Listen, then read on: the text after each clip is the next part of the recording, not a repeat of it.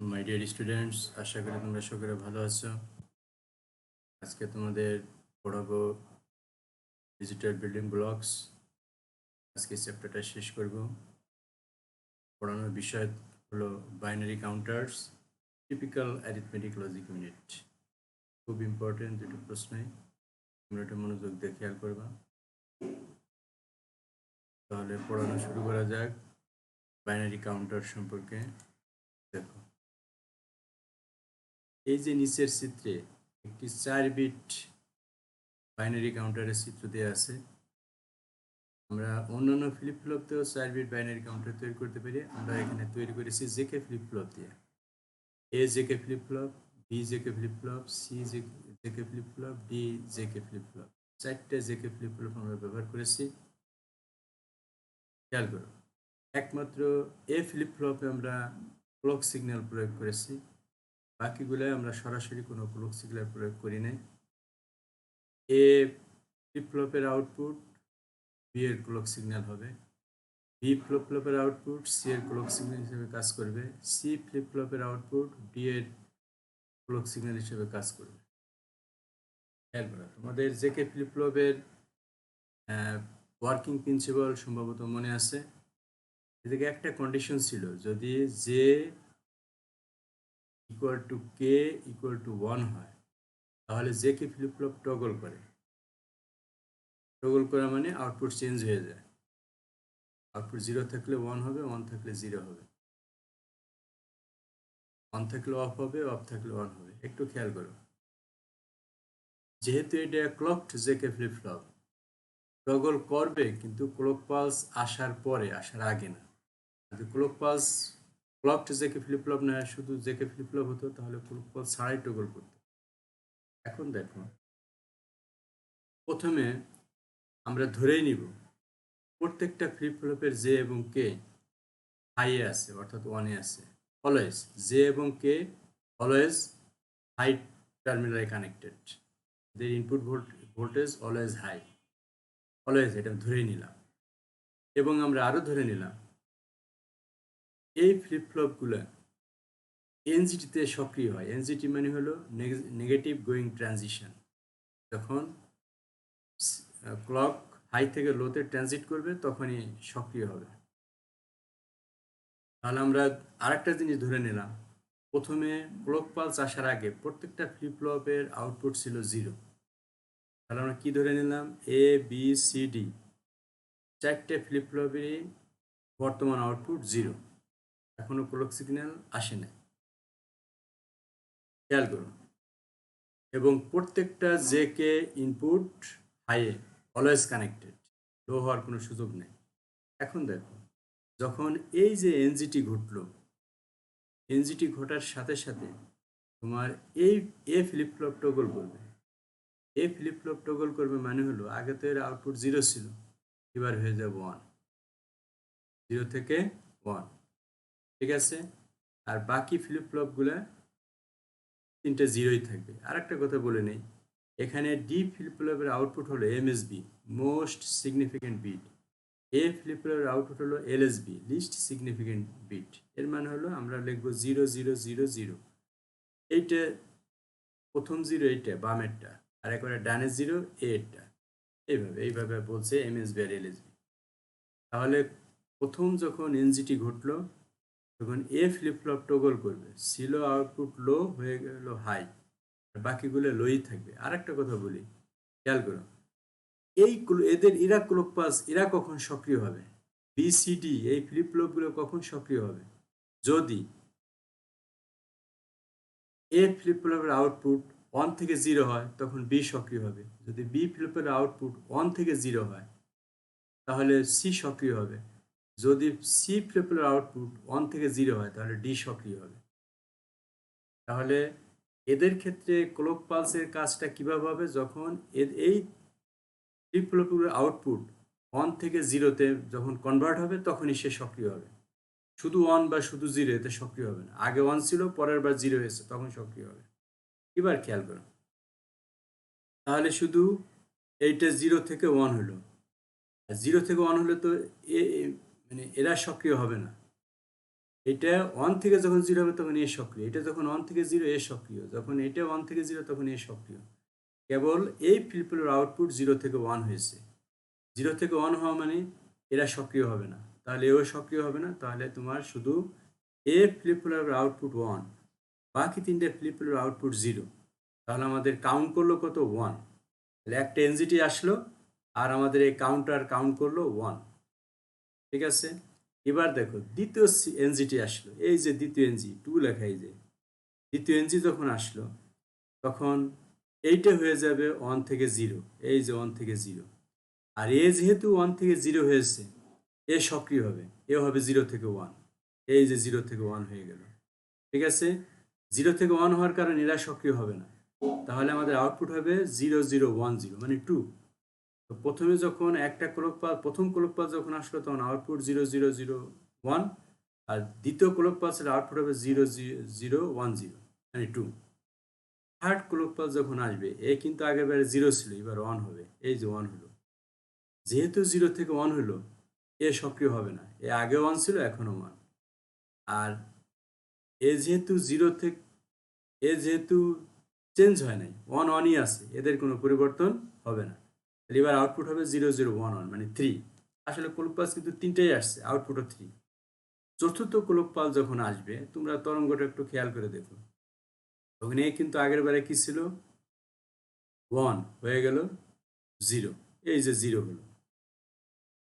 এ যেহেতু 1 থেকে 0, এ সক্রিয়, এ ছিল 1 হয়ে গেল 0। এ যেহেতু 1 থেকে 0, এ সক্রিয়, এ ছিল 0 হয়ে গেল 1।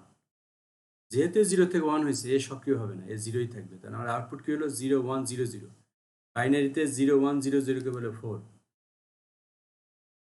এরপরে আরেকটা বলি, তারপরে অনুরূপভাবে বুঝতে হবে।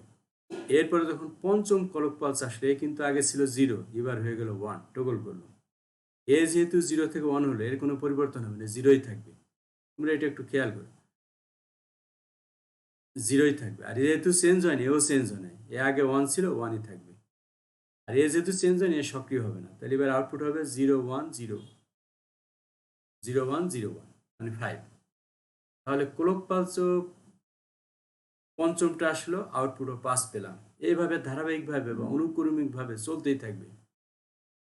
লাস্টে খেয়াল করো, তখন 15তম ক্লক পালস আসলো, তখন প্রত্যেকটা ফ্লিপ ফ্লপ অন হবে।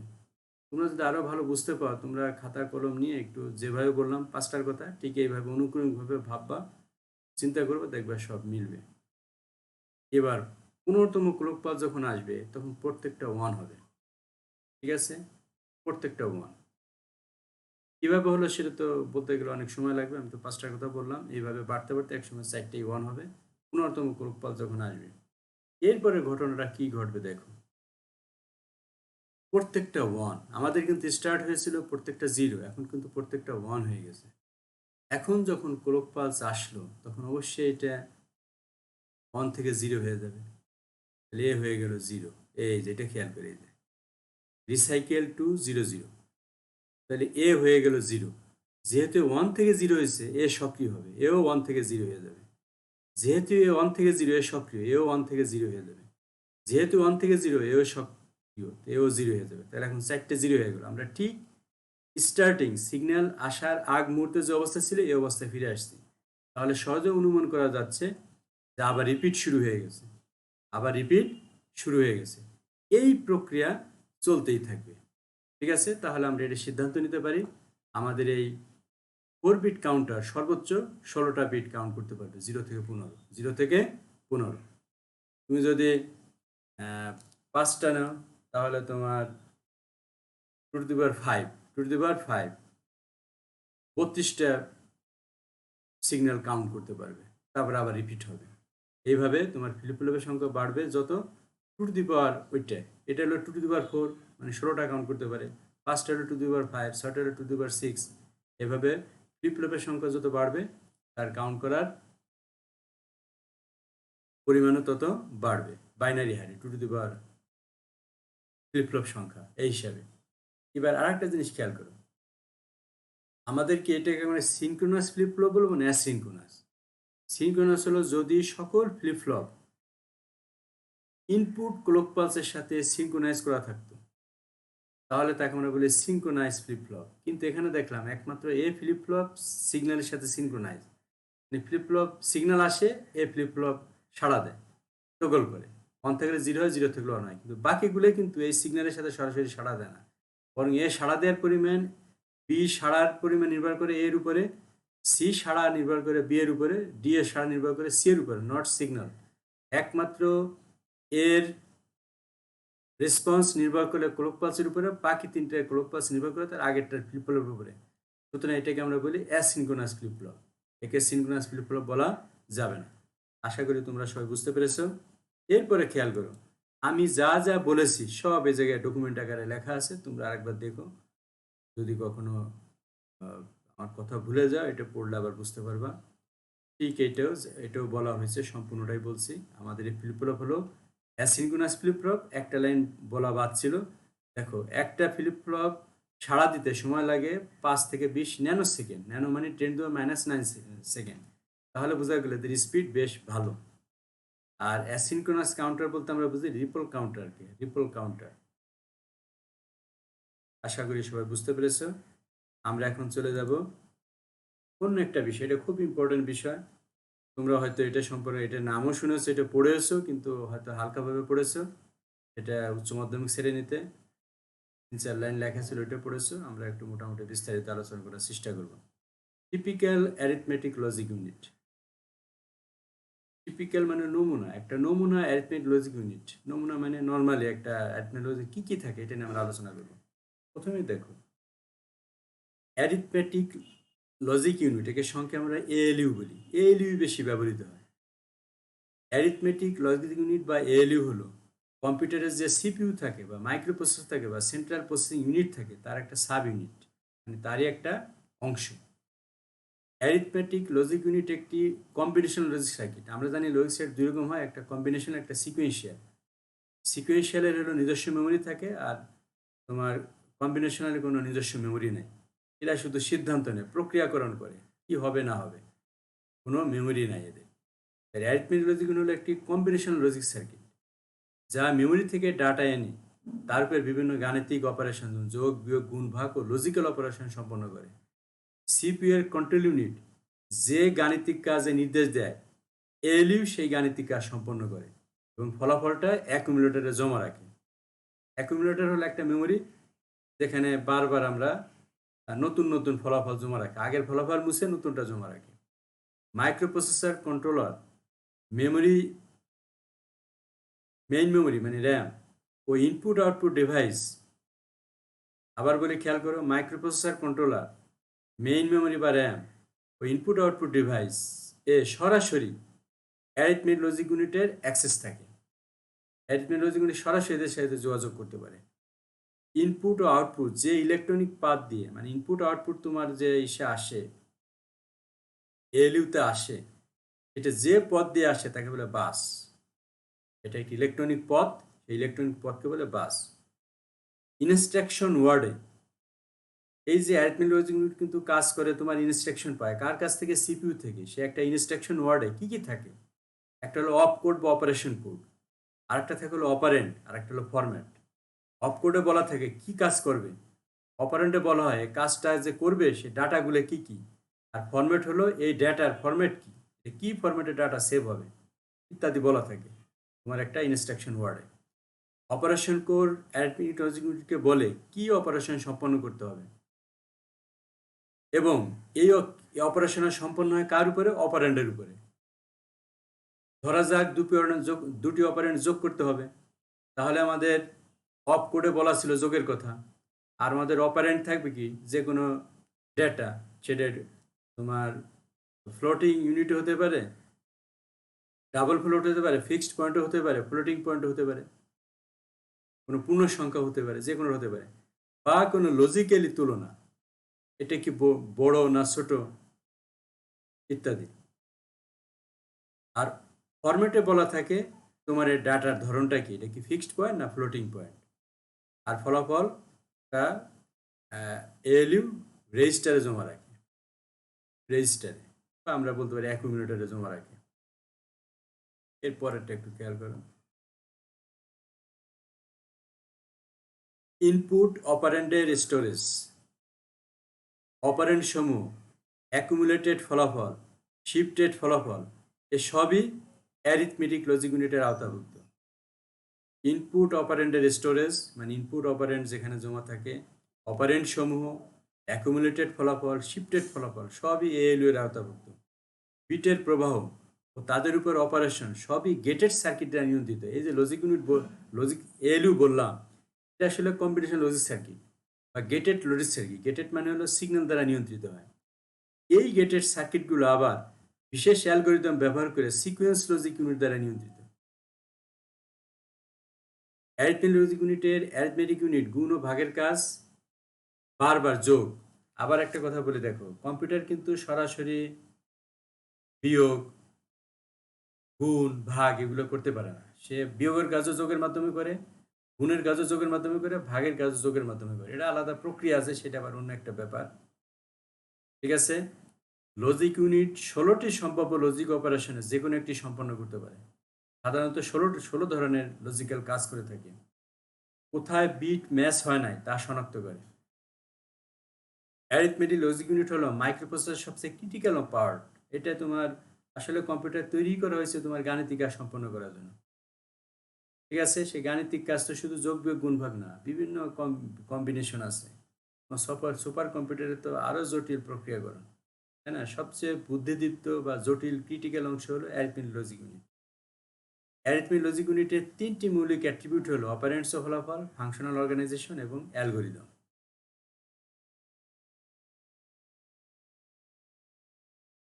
অপারেন্টস ও ফলাফল।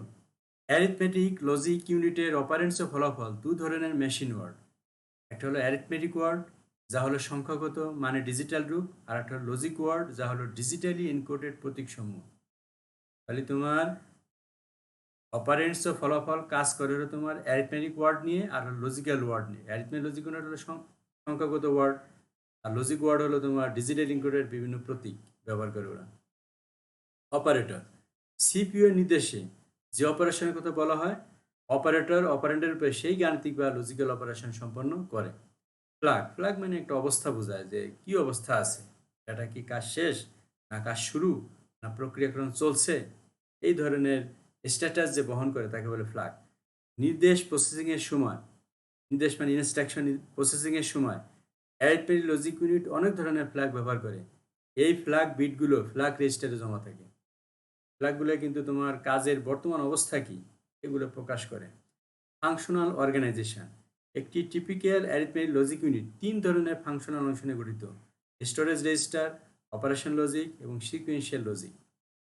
এবার আমরা দেখব অ্যারিথমেটিক লজিক ইউনিটের আর্কিটেকচার।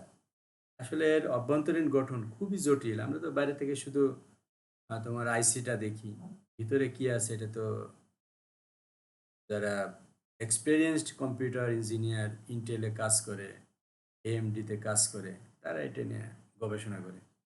অ্যারিথমেটিক লজিক ইউনিট হলো কম্বিনেশন লজিক সার্কিট। আবার আগেও একবার বলেছি, কম্বিনেশন মানে হলো এর নিজস্ব কোনো মেমোরি নাই, শুধু গাণিতিক কাজ সম্পন্ন করতে পারে, লজিক্যাল কাজ সম্পন্ন করতে পারে। এই কম্বিনেশন সার্কিট তৈরিতে সাধারণত অ্যান্ড, অর, নট, এক্সঅর ইত্যাদি লজিক গেটগুলো ব্যবহার করা হয়। এতে কোনো মেমোরি উপাদান নেই, আগেও বলেছি। অ্যারিথমেটিক লজিক ইউনিটের মূল উপাদান হলো অ্যাডার, যোগের কাজ তো অ্যাডার। আবার বলি, গুণ, ভাগ, বিয়োগ এগুলো যোগের মাধ্যমে হয়। তাহলে বোঝা গেল কম্পিউটার আসলে শুধু যোগই পারে। আর এই যোগের কাজ কে করে? যে করে তাকে বলে অ্যাডার, যে কম্বিনেশন লজিক সার্কিট করে তাকে বলে অ্যাডার। কন্ট্রোল ইউনিট সিগন্যাল তৈরি করে কি কাজ করতে হবে? কন্ট্রোল ইউনিট একটা সিগন্যাল পাঠায় এএলইউ এর কাছে, কি কাজ করতে হবে সেটা সিগন্যাল পাঠায়।